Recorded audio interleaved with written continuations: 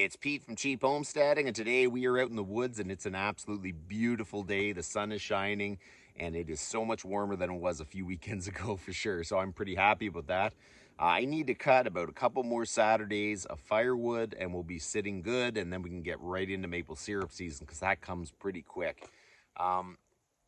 Last Saturday, I was cutting some firewood, and I didn't notice, but my exhaust bolts came loose on my 372 XP, and they all fell out.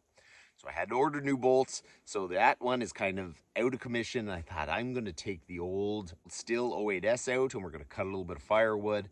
I love running these old saws. The only downside, they don't have the chain speed of the new ones.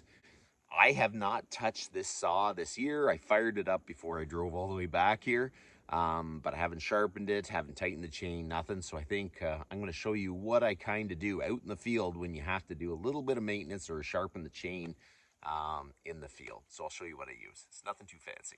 So this is what we're going to use. It is the Stihl 08S. And as you can see, we need to sharpen it up and tighten the chain. But this is an old Stihl 08S quick stop. So that must have been the name of the chain brake that they had, well, Stihl either invented or they started to use. But otherwise, this is a pretty old saw to have a chain brake. This is my dad's old chainsaw box. There we go.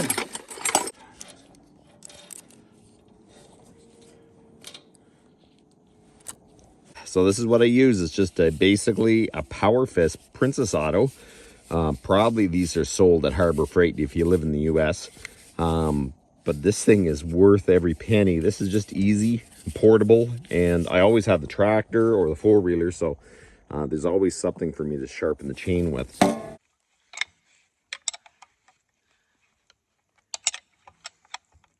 Okay, so these chains don't have an adjuster, so I stick my screwdriver in here and give it a pull. You see the chain get tight. You don't want to pry on it too much. You want a little bit of tension so it doesn't come loose right away. And then we tighten her up. So we tightened up the bar, and now we're going to sharpen it. What you're going to do is mark the tooth you're going to sharpen, and then you'll just keep going back and forth all the way down. So we're going to sharpen at 30 degrees. You see that line?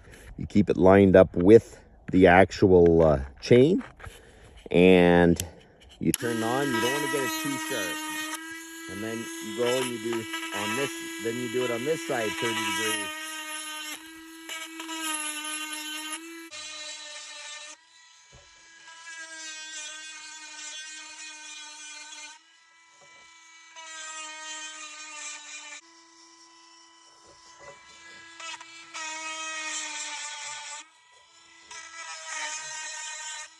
I do have to change this chain out because she ain't healthy. There's a few teeth that got knocked off. It needs a little bit of work, but it should be good to cut today. Well, that is my favorite sharpener to bring out in the field with me because it's just very simple and you can sharpen a chain really quick and you get a good result. So I'm going to cut a little bit of wood and you guys can watch as long as you want.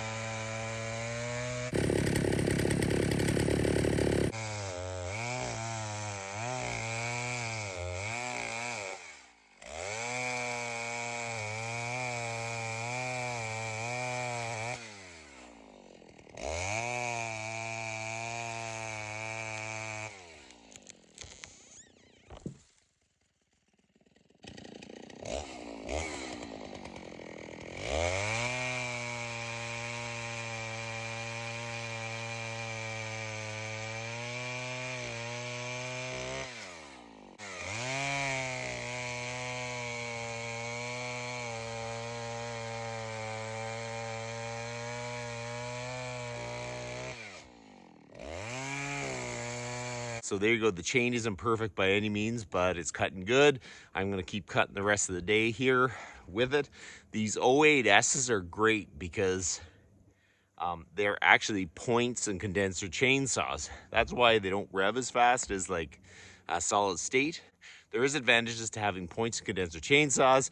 You know, if you have an EMP or whatever may happen, just even a big pulse, it can actually fry a lot of your electronic stuff. So this thing will run no matter what. And I was pretty happy when I saw it. I got it at the Great League garage sale, and it's well paid for itself. I think I paid 20 bucks. So that's about enough for today. You guys have a good one.